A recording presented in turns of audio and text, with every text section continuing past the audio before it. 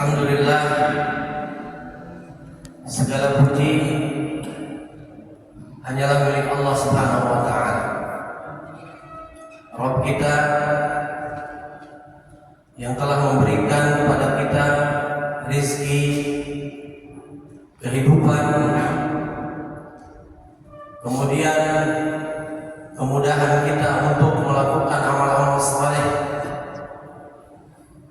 sehingga wajib atas kita untuk bersyukur kepadanya dengan semua rezeki yang kita rasakan, semua anugerah Allah dan karunia yang ada pada diri kita sampai detik ini mewajibkan kita untuk senantiasa bersyukur kepadanya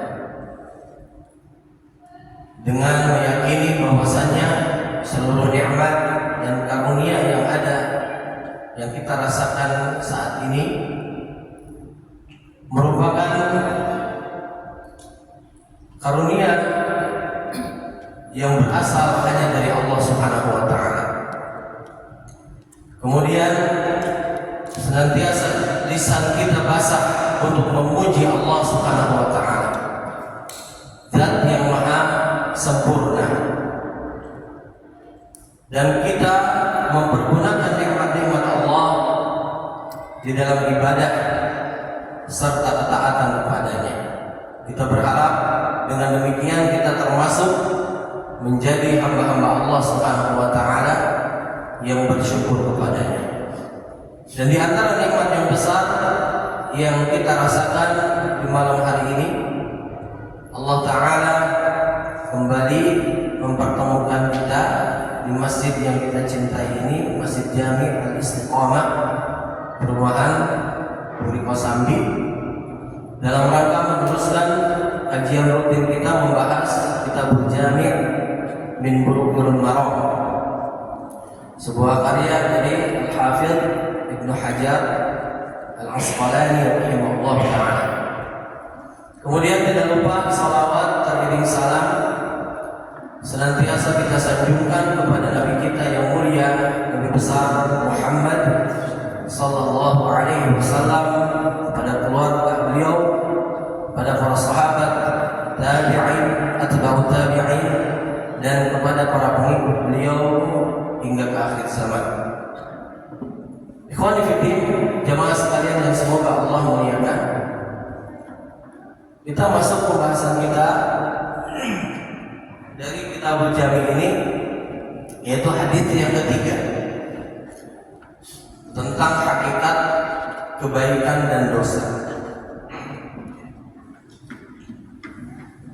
di mana al-musannif membawakan sebuah hadis dari sahabat yang mulia An-Nawas Ibn Sam'an radhiyallahu ta'ala anhu. Qala, beliau mengatakan, An-Nawas Ibn Sam'an,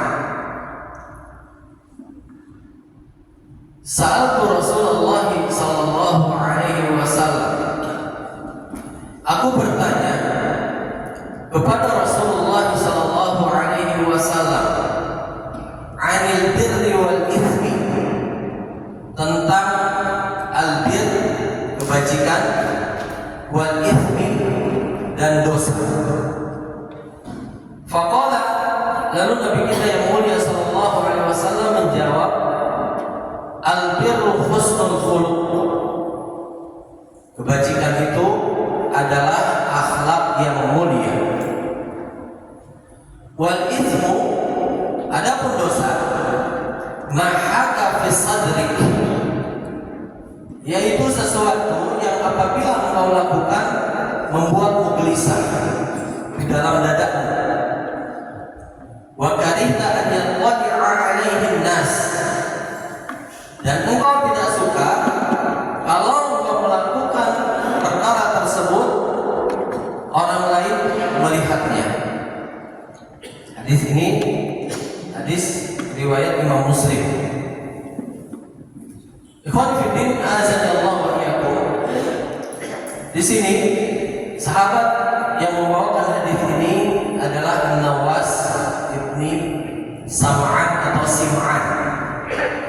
Jadi simnya itu bisa dibaca fathah, bisa dibaca kasrah. Nama asli beliau Nawas ibnu Sam'an ibnu Khalid ibnu Amr al-Amiri al-Kalbi. Beliau berasal dari Syam, datang kepada Rasul Shallallahu Alaihi Wasallam bersama ayahnya Sam'an atau Sim'an.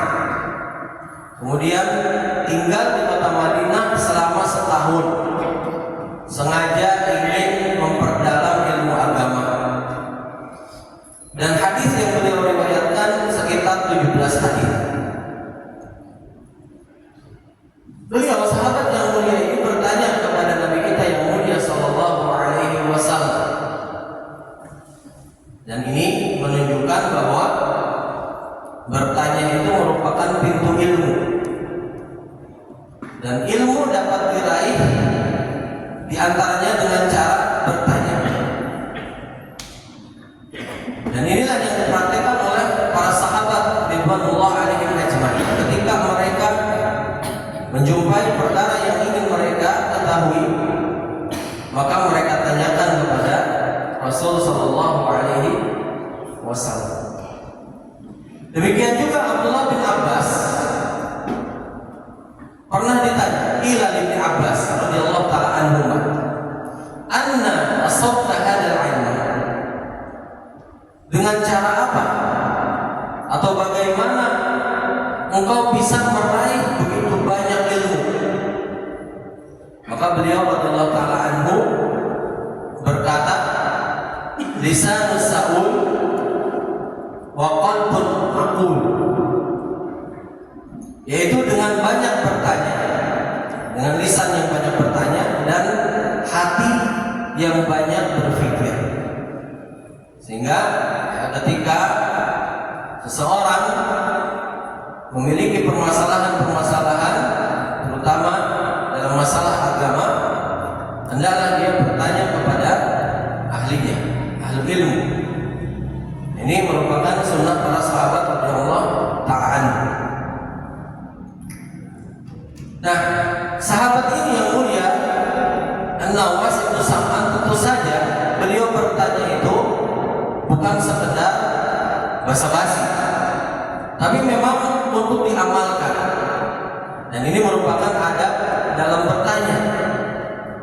Ketika bertanya, hendaklah dia niatkan untuk memperdalam ilmunya, kemudian untuk bisa diamalkan. Tidak bertanya untuk mempersempit guru atau untuk menghukumi gurunya sampai di mana ilmunya bisa. Sehingga niat ini sangat penting ketika seseorang bertanya. Makanya ada beberapa perkara yang perlu diperhatikan agar seseorang memiliki pemahaman dalam bertanya. Ya, yang pertama adalah dia tanyakan kepada dirinya, mengapa dia bertanya? Apa tujuan dia bertanya? Tentunya harus didasari dengan niat yang ikhlas, ingin memperdalam ilmu dan mengamalkannya. Kemudian juga sebelum bertanya dia pikirkan apakah perkara yang akan dia tanyakan tersebut bermanfaat atau tidak.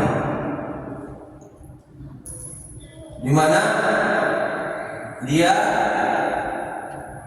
ketika bertanya sesuatu, ini adalah perkara yang bisa membuat dia semakin dekat kepada Allah Subhanahu wa taala.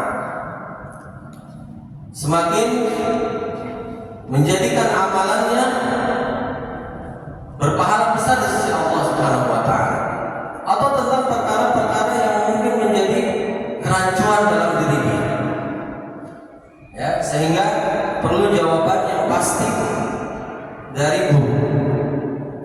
Kemudian yang ketiga adalah hendaklah dia melihat kondisi dari gurunya ketika bertanya. Jangan sampai ketika guru tersebut tidak dalam keadaan yang pas untuk menjawab, tidak siap, dia bertanya. Nah, ini. Kemudian yang keempat, dia pun memperhatikan bagaimana cara dia bertanya, dengan mendoakan gurunya misalnya di awal, assalamualaikum ilaikum, atau barakallahu fiik ya syekh, dan sebagainya. Ini beberapa perkara yang harus diperhatikan ketika bertanya. Kemudian yang ditanyakan oleh sahabat yang mulia ini adalah perkara yang sangat bagus, perkara yang sangat indah, yaitu tentang hakikat al-bir, kebaikan, kebajikan, dan juga al-ithm, yaitu dosa. Kenapa kita harus mengetahui perkara kebaikan? Tentunya untuk diamalkan. Mengapa kita harus mengetahui tentang dosa-dosa, baik itu dosa kecil, dosa besar? Tentunya untuk dijauhi agar kita tidak terjerumus ke dalam perkara tersebut. Maka jawaban dari Nabi Shallallahu Alaihi Wasallam tentang hakikat kebajikan, beliau Shallallahu Alaihi Wasallam bersabda, al-birru husnul khuluq. Kebajikan itu adalah akhlak yang mulia. Tapi pertanyaannya, apakah kebajikan itu hanya cukup dengan akhlak yang mulia? Sebenarnya makna kebajikan itu sangat luas, sangat banyak. Semua kebaikan disebut kebajikan.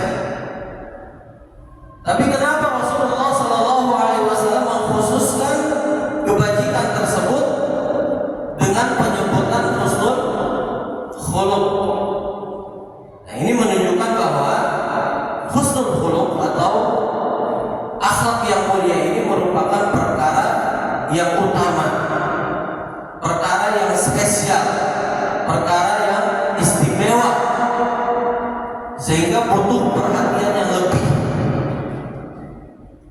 Padahal ya Allah Subhanahu wa taala menyebutkan dalam surah Al-Baqarah tentang al-bir. Allah taala berfirman, "Laisal birra an tuwallu wujuhakum qibala al-masyriqi wal maghrib." Kebajikan itu bukan sekedar kalian menghadapkan wajah ke timur dan barat. Walakinnal birra man amana billahi wal yawmil akhir wal malaikati wal kitabi wan nabiyyin. Akan tetapi kebajikan itu adalah seseorang beriman kepada Allah Subhanahu wa taala, kepada hari akhir, para malaikat, kitab-kitab, dan para nabi. Wa atal mala ala hubbihi dzawil qurba wal yatama wal masakin wa ibnas sabil wasailina wa fil riqab. Kemudian selain itu, selain iman, kebaikan juga termasuk diantaranya adalah memberikan harta yang dia cintai, mengeluarkan harta yang dia cintai kepada karib kerabat, anak-anak yatim, fakir miskin, kemudian juga ibnu sabil, kemudian juga orang yang meminta-minta, dan untuk memerdekakan budak. Wa aqamas shalah wa ataz zakat wal mufuna bi ahdi idza ahadu. Demikian pula kebajikan itu adalah mendirikan salat, menunaikan zakat, kemudian juga memenuhi janji apabila dia berjanji. Wasabirina fil ba'sa'i wad dharra'i wa hinal ba's. Dan orang-orang yang bersabar ketika dalam penderitaan, ketika dalam kesengsaraan, dan juga dalam peperangan. Ulaika alladzina shadaqu. Mereka itulah orang-orang yang benar, yang jujur. Wa ulaika humul muttaqun. Dan mereka itulah orang-orang yang bertakwa. Jadi ini dalam ayat ini disebutkan begitu banyak kebaikan. Tapi hadis Nabi ini ketika ditanya oleh Nawas, beliau Shallallahu Alaihi Wasallam hanya menjawab al-birru husnul khuluq. Nah, ini mirip dengan sabda Nabi Shallallahu Alaihi Wasallam yang lain. bersabda, al-hajju Arafah. Ibadah haji itu adalah wukuf di Arafah. Apakah ibadah haji terbatas pada wukuf di Arafah? Jawabannya tidak. Ada tawaf, ya, ada sa'i, kemudian lempar jamarat dan lain sebagainya. Nah, ini menunjukkan bahwa haji, amalan yang paling utamanya adalah wukuf di Arafah, merupakan inti dari ibadah haji. Demikian juga sabda Nabi sallallahu alaihi wasallam, ad-du'a huwal ibadah. Doa adalah ibadah. Bukan hanya doa saja ibadah itu. Kata ulama, ismun jami'un li kulli ma yuhibbuhu Allah wa yarda min al-aqwal wal af'al adh-dhahirah wal batinah. Ibadah itu adalah satu nama yang mencakup segala perkara yang dicintai dan diridhai oleh Allah Subhanahu wa taala, baik itu perkataan maupun perbuatan. Tapi Nabi SAW menyebutkan doa huwal ibadah. Doa itulah ibadah. Ini menunjukkan bahwa doa adalah amalan yang mulia di sisi Allah Subhanahu wa taala. Amalan yang berpahala besar yang harus diperhatikan oleh seorang muslim. Karena hampir semua ibadah tercakup di dalamnya doa. Maka demikian pula dalam hadis ini ketika Nabi SAW menyebutkan al-birru husnul khuluq, ya, kebajikan itu adalah akhlak yang mulia. Artinya akhlak mulia ini memiliki kedudukan yang sangat tinggi dalam agama kita, Islam. Maka kita lihat begitu banyak dalil-dalil yang menunjukkan tentang keutamaan akhlak yang mulia. Di antaranya Nabi SAW bersabda, "Laisa syai'un athqal fil mizan min khuluqin hasan." Tidak ada sesuatu yang lebih berat timbangannya di hari kiamat dibandingkan dengan akhlak yang mulia. Nah, ini menunjukkan bahwa akhlak mulia, ketika seseorang berakhlak yang mulia, ini akan berpengaruh besar ketika nanti ditimbang amalannya oleh Allah Subhanahu wa taala. Akan signifikan beratnya. Keutamaan akhlak yang mulia. Demikian juga Nabi sallallahu alaihi wasallam bersabda, "Inna ar-rajula la yudriku bi husni khuluqihi darajat as-sha'im al-qa'im." Darajat as-sha'im al-qa'im. Sesungguhnya seseorang akan memperoleh derajat orang yang berpuasa dan salat malam dengan akhlaknya yang mulia. Artinya mungkin seseorang kurang dalam melaksanakan salat malam. Terkadang seseorang kurang dalam berpuasa sunnah. Tetapi dia akan mendapatkan derajat yang setara dengan orang yang rajin berpuasa dan rajin sholat malam, atau bahkan lebih. Karena apa? Karena akhlaknya yang mulia, sehingga dia perhatikan secara lebih lagi terhadap perkara akhlak yang mulia. Dia berusaha untuk bisa berakhlak yang mulia. Kemudian demikian juga Nabi Shallallahu Alaihi Wasallam bersabda, "Aqrabukum minni majlisan yaumal qiyamah ahasinukum khuluqa."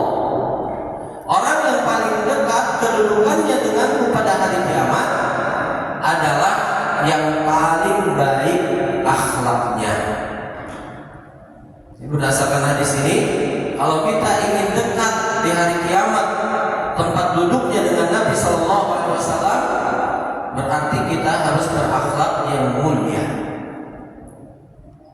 Semakin berakhlak yang mulia, semakin besar akhlak kita, akhlak baik, ya, maka semakin dekat kita dengan Nabi Sallallahu Alaihi Wasallam tempat duduknya di hari kiamat.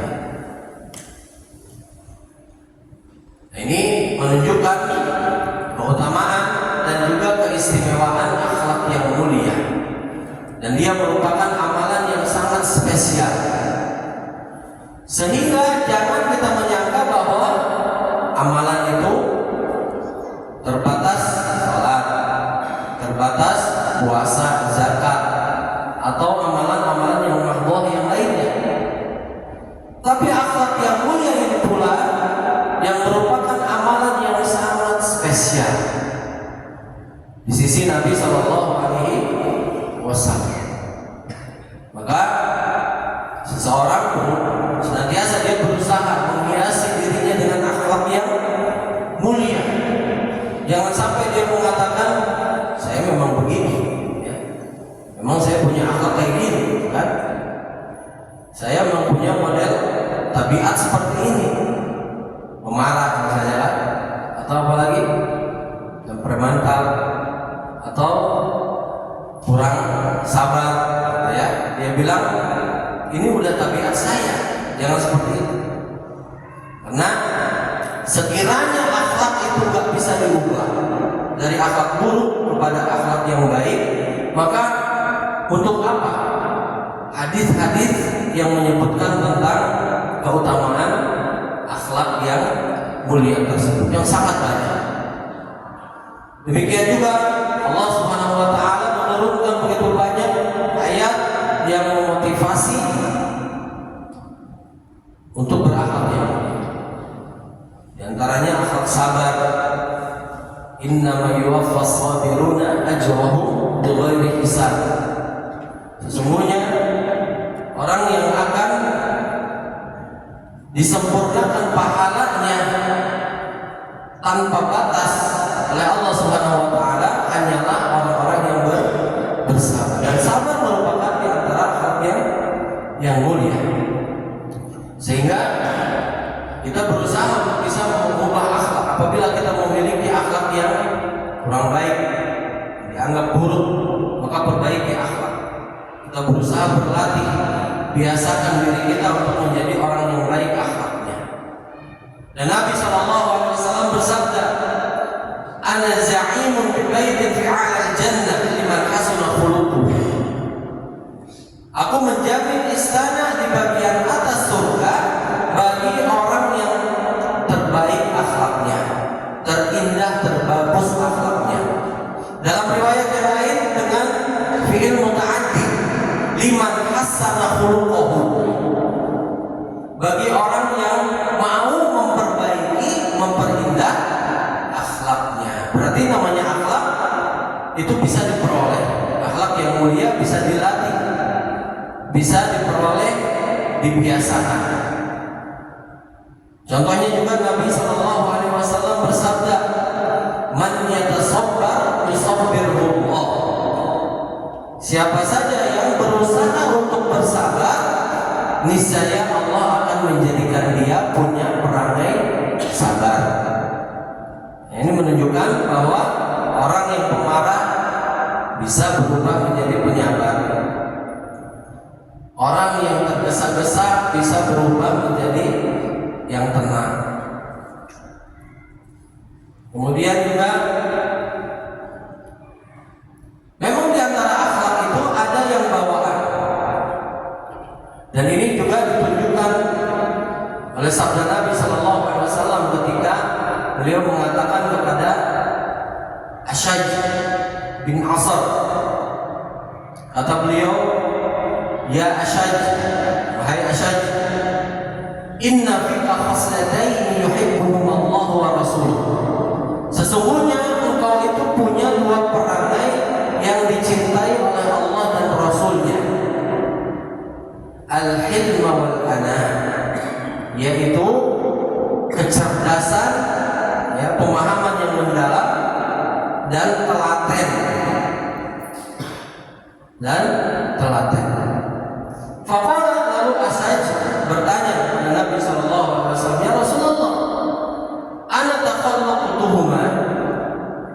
Wahai Rasulullah, ana takhallaqtuhuma, apakah aku memiliki dua perangai itu karena aku berusaha menjadi orang yang memiliki kedua perangai tersebut?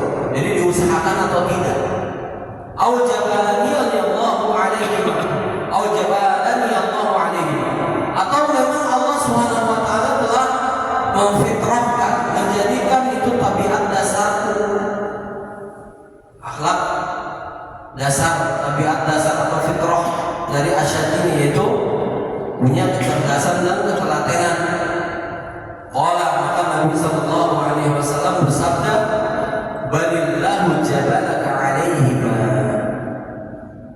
Bahkan Allah Subhanahu wa taala telah menjadikan kedua perangai tersebut adalah perangai dasar fitrah bagimu. Qala, maka Asy'ad mengatakan, alhamdulillahilladzi jabalani ala khuluqain yuhibbuhum Allah wa rasuluh. Segala puji bagi Allah yang telah memfitrahkan kepadaku di atas dua akhlak yang dicintai oleh Allah dan Rasulnya. Nah, kembali kepada akhlak tadi yang bisa dirubah. Al-Imam Ibnu Qayyim rahimahullah ta'ala pernah mengatakan, wa fihi dalilun ala anna al-khuluqa qad yahsulu bit-takhalluqi wat-takalluf. Maka di dalamnya ada dalil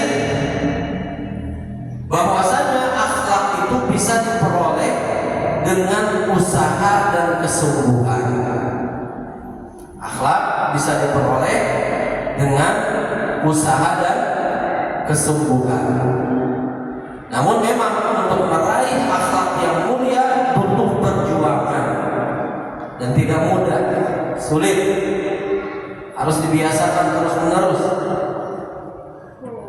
Harus senantiasa dia ingat ketika dia ingin melakukan perkara-perkara yang dibenci oleh Allah berupa akhlak yang buruk, maka dia ingat, dia kembali, dia latih terus untuk kembali kepada akhlak yang mulia. Al-Imam Ibnu Qayyim rahimahullah ta'ala dia berkata, fa inna as'aba ma'ala tabi'ati al-insaniyah taghyirul akhlaq allati tubi'at an-nufus 'alayha. Sesungguhnya perkara yang sangat sulit atas tabiat manusia adalah mengubah akhlak yang sudah merupakan tabiatnya. Nah, ini ternyata memang sulit dan harus dilatih. Kalau memang sudah mendarah daging, kalau memang sudah terbiasa dilakukan mungkin dari kecilnya. Nah, ketika dia belajar agama, dia ingat keutamaan menahan amarah dan seterusnya. Kalau dia memang pemarah. Baik. Kemudian apa sih hakikat akhlak yang mulia? Definisinya. Para ulama menyebutkan di antaranya Imam Al-Hasan Al-Basri rahimahullah ta'ala, beliau seorang tabi'in. Beliau mengatakan haqiqatu husnil khuluq badlul ma'ruf wa kaful ada wa talaqatul wajh. Hakikat akhlak mulia itu adalah mudah berbuat baik kepada orang lain, kemudian tidak mengganggu orang lain, dan wajah yang sering berseri-seri karena murah senyum. Nah, ini tiga definisi atau disebut oleh para ulama rukun akhlak yang mulia. Yang pertama apa tadi? Badlul ma'ruf, mudah untuk berbuat baik. Yang kedua kaful ada, tidak mengganggu orang lain, tidak menyakiti orang lain. Yang ketiga talaqatul wajhi, yaitu wajah yang sering berseri-seri murah senyum pada orang lain. Ini menunjukkan dia ramah, bukan orang yang sombong, bukan orang yang merasa tinggi, lebih tinggi dari yang lain. Nah, ini adalah potongan yang pertama, penjelasan tentang hakikat dari al-birru. Al-birru itu adalah apa? Husnul khuluq, akhlak yang mulia. Selanjutnya Nabi kita yang mulia sallallahu alaihi wasallam bersabda tentang dosa. Wal itsmu, adapun dosa, ma haka fi sadrik, yaitu perkara yang menggelisahkan engkau di dalam hatimu. Wa karihta an yattali'a alaihi nas, dan engkau tidak suka jika orang-orang melihat engkau melakukannya. Di potongan hadis ini menjelaskan tentang indikator atau barometer dosa. Bagaimana sih mengenal dosa?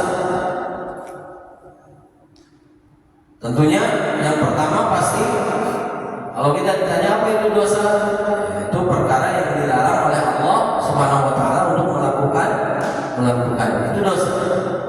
Nah, maka cara pertama kita mengetahui apa itu dosa atau perkara itu dosa atau bukan, tentunya yang pertama adalah dengan belajar, mempelajari Al-Quran dan sunnah Nabi Sallallahu Alaihi Wasallam. Maka segala sesuatu yang dilarang oleh Allah Subhanahu Wa Taala di dalam Al-Quranul Karim, maka itu adalah dosa. Dan apa saja yang dilarang oleh Nabi Sallallahu Alaihi Wasallam di dalam hadis-hadisnya, maka itu adalah dosa. Ini cara yang pertama. Yang kedua, terkadang ada perkara yang kita lakukan, kita nggak sempat. Ini ada dalilnya apa enggak?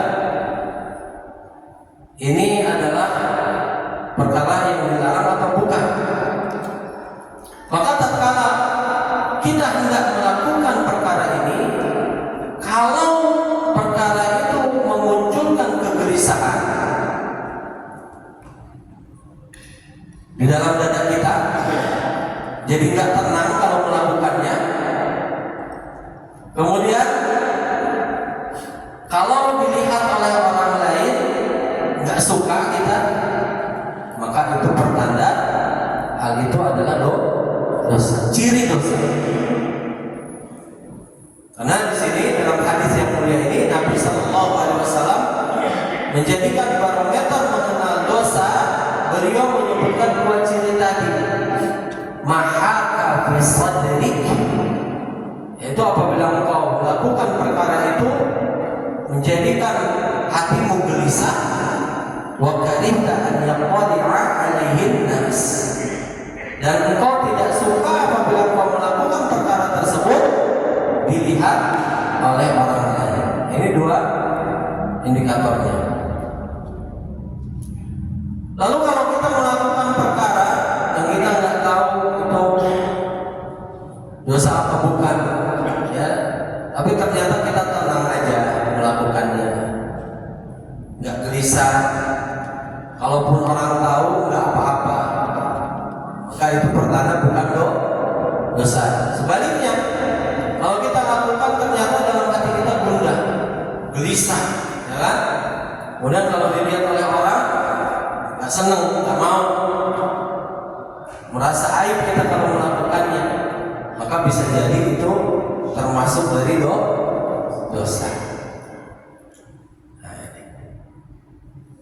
Tapi tentu saja, ikhwan fillah, azanillahu wa iyyakum ajma'in,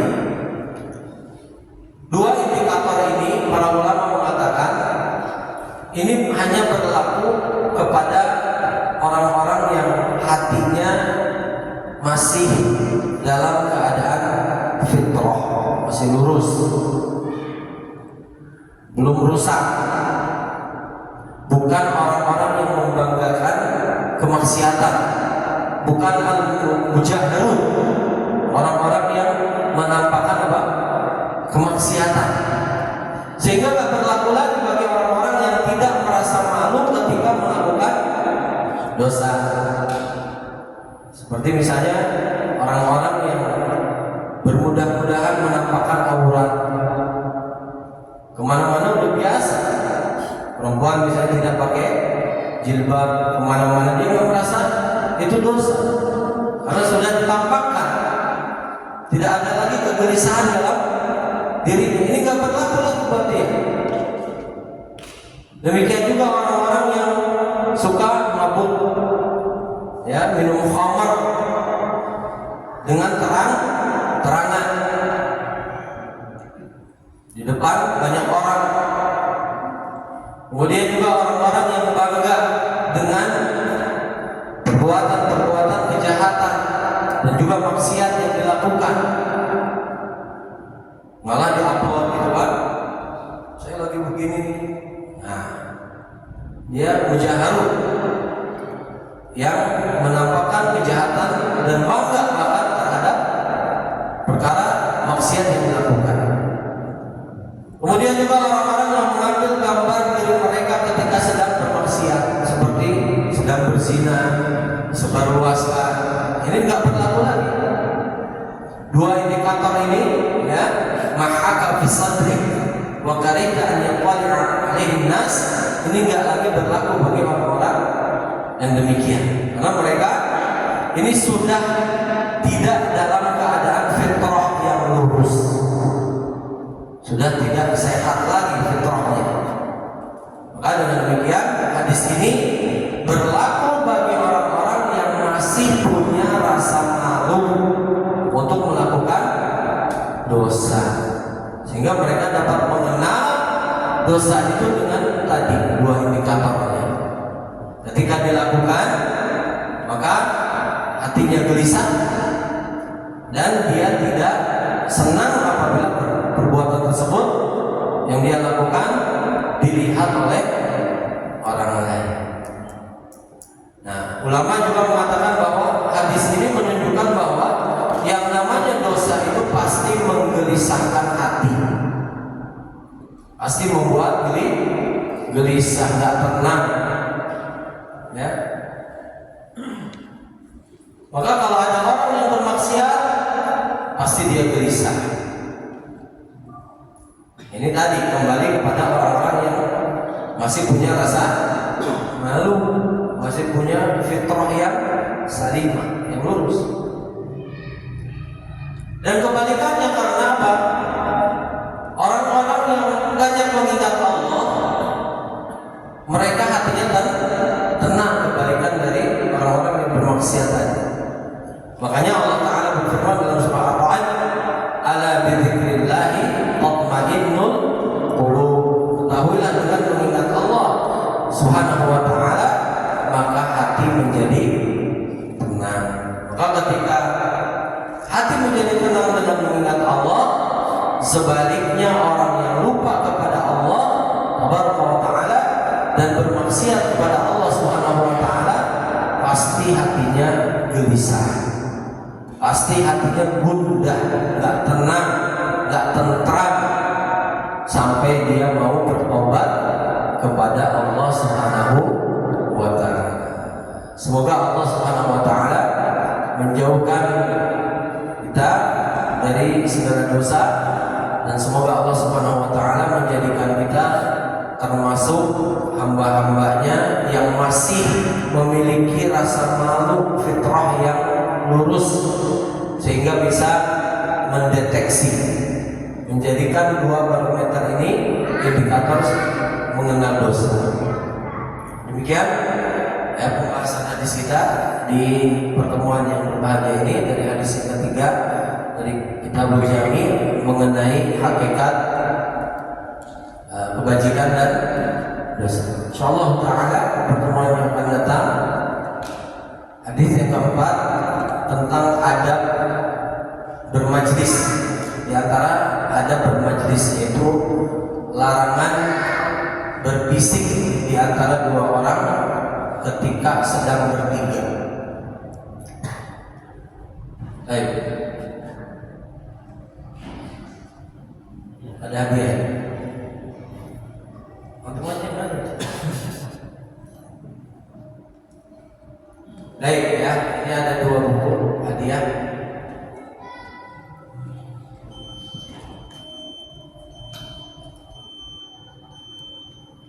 Pertanyaan yang pertama, yang gampang paling sulit, tidak udah bel tapi ya gampang aja dah. Siapa nama sahabat yang memiliki dua perangai yang telah Allah fitrahkan kepadanya sebagai tabiat dasarnya tadi? Fadhol, menyurit wajib fajib. Ini bukunya lumayan insyaallah. Sebaik-baik amal adalah salat, karya Fadil Ustaz Yazid bin Abdul Qadir Jawas. Siapa nama sahabat yang tadi yang punya dua perangai yang Allah fitrahkan?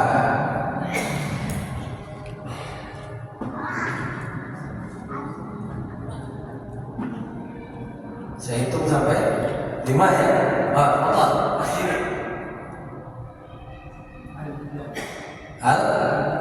Al-Hijaj belum betul. Ada yang lain?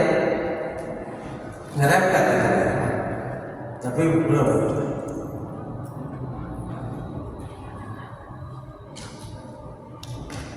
Huruf akhirnya udah benar. Cluenya. Tidak ada lagi? Ya, silakan. Mas Ruli. Hah? Asyaj. Ya. Balik lagi. Nggak usah. Ya. Barakallah. Simpan lagi. Satu lagi. Apa dua perangai yang dimiliki oleh sahabat yang mulia tersebut yang bernama Asyaj? Allah. Siapa namanya? Andra. Allah. Andra. Ahsan. Barakallah. Ini apa itu? Ya, demikian mungkin yang bisa Anda sampaikan. Semoga yang sedikit ini bermanfaat. Mohon maaf bila banyak kekurangan dan kekeliruan. Naktafi bihadzal qadar. Wassallallahu ala nabiyyina Muhammad wa ala alihi wa ashabihi ajma'in. Subhanakallahumma